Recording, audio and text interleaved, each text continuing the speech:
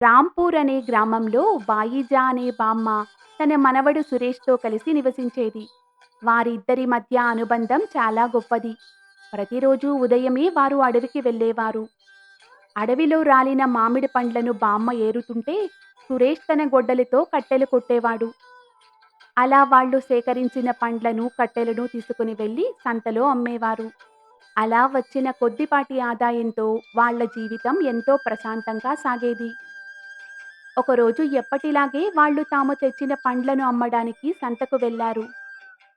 అక్కడ పండ్లు అమ్ముతుండగా వారి తోటి వ్యాపారి అయిన గిరీశం చాలా దిగులుగా ఉండడం బామ్మ గమనించింది. సురేష్, అటు చూడు. ఆ గిరీశం ఎందుకో బాధపడుతున్నట్టున్నాడు. అవును బామ్మ. ఎందుకో తెలియదు కాని 2 రోజుల నుండి బాబాయి దిగులుగా కనిపిస్తున్నాడు.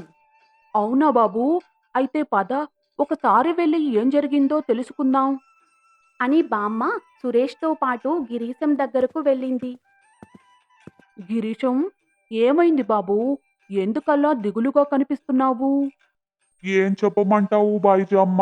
నేను మోసపోయాను.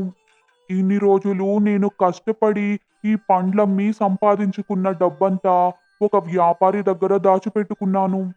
ఇప్పుడు అవసరం పడి ఆ డబ్బిమ్మని అడిగితే ఆ వ్యాపారి నేను అతనికి డబ్బివ్వలేదని చెప్తున్నాడు. ఇప్పుడు నేనేం చెయ్యను? ఆ వ్యాపారికి నేను డబ్బిచ్చినట్టుగా నా దగ్గర ఎలాంటి సాక్ష్యమూ లేదు. అని ఎంతో ఆవేదనతో తన బాధను చెప్పుకున్నాడు. అది విన్న బామ్మ, అయ్యో! నీకింత అన్యాయం జరిగిందా? నిజంగా ఆ వ్యాపారి నిన్ను చాలా మోసం చేశాడు బాబూ. కానీ నువ్వేం దిగులు పడకు. 2 రోజుల్లో ఆ మోసగాడి నుండి నీ డబ్బు నీకు తిరిగొచ్చేలా చేస్తాను. బామ్మ, అది నువ్వనుకున్నంత సులభం కాదు. ఆ వ్యాపారి చాలా మోసగాడు. మరలాంటప్పుడు నువ్వు డబ్బెలా తీసుకోగలవు? చూడు గిరీశం, అదంతా నేను చూసుకుంటాను. కేవలం నువ్వు నా మాటలపైన నమ్మకం పెట్టు చాలు. ఇక దీని గురించి మర్చిపోయి సంతోషంగా ఉండు. 2 రోజుల్లో నేను నీ డబ్బుతో తిరిగి వచ్చి కలుస్తాను. అని గిరీశంకు ధైర్యం చెప్పి బామ్మ వెళ్ళింది. ఆ మరుసటి రోజు బామ్మ ఒక నకిలీ వజ్రం తీసుకుని వ్యాపారి దగ్గరకు వెళ్ళి, బాబూ, ఈ వజ్రం తీసుకుని దీనికి ఎంత డబ్బులొస్తాయో చెప్పు. అని ఆ వజ్రాన్ని వ్యాపారికిచ్చింది. వ్యాపారి వజ్రాన్ని పరీక్షించి చూసి, ఇదిగో బామ్మ, ఈ వజ్రం నకిలీది. దీనికి ఎలాంటి డబ్బులు రావు. చూడు బాబూ, ఇది మా తరతరాల నుండి ఉంది. ఇప్పుడు నా పరిస్థితి బాగోలేక అత్యవసర పరిస్థితుల్లో ఉండి అమ్మడానికి వచ్చాను. ఒక్కసారి జాగ్రత్తగా పరిశీలించి దీనికి తగిన ధర చెప్పు. అయ్యో బామ్మ, నీకు ఒకసారి చెప్తుంటే అర్థం కావడం లేదా? ఇది నకిలీది.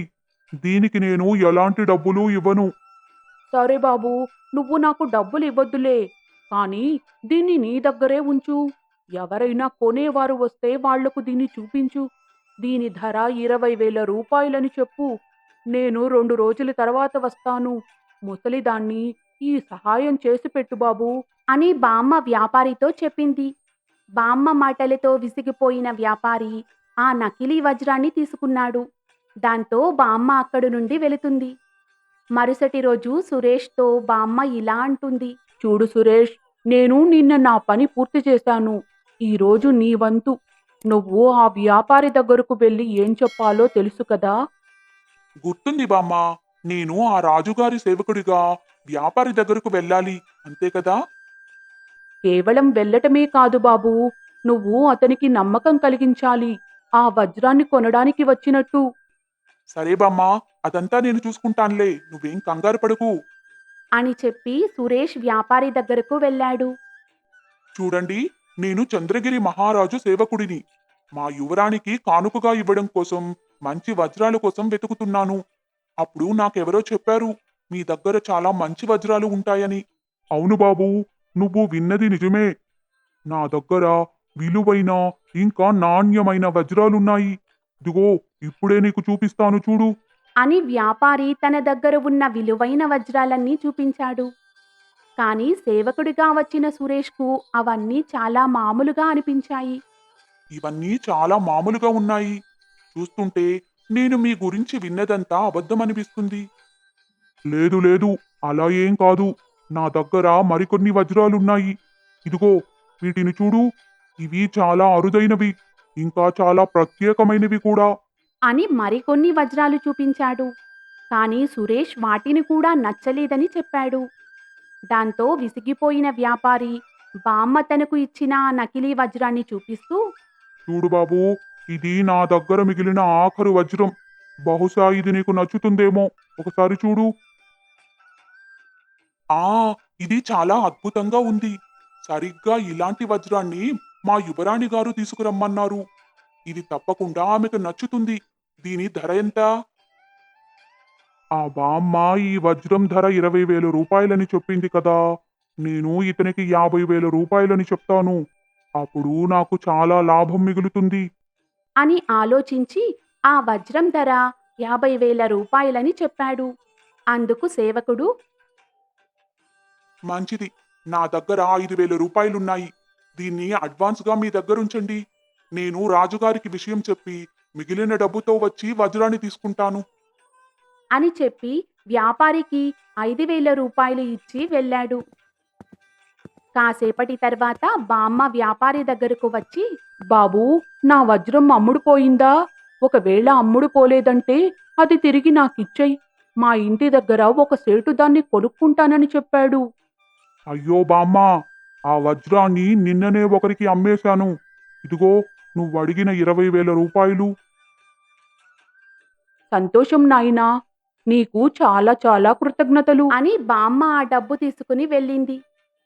మరుసటి రోజు గిరీశంను కలుసుకుని అతనికి డబ్బులిస్తూ, ఇదిగో గిరీశం, నువ్వు ఆ వ్యాపారి దగ్గర మోసపోయిన నీ డబ్బులు 20,000 రూపాయలు.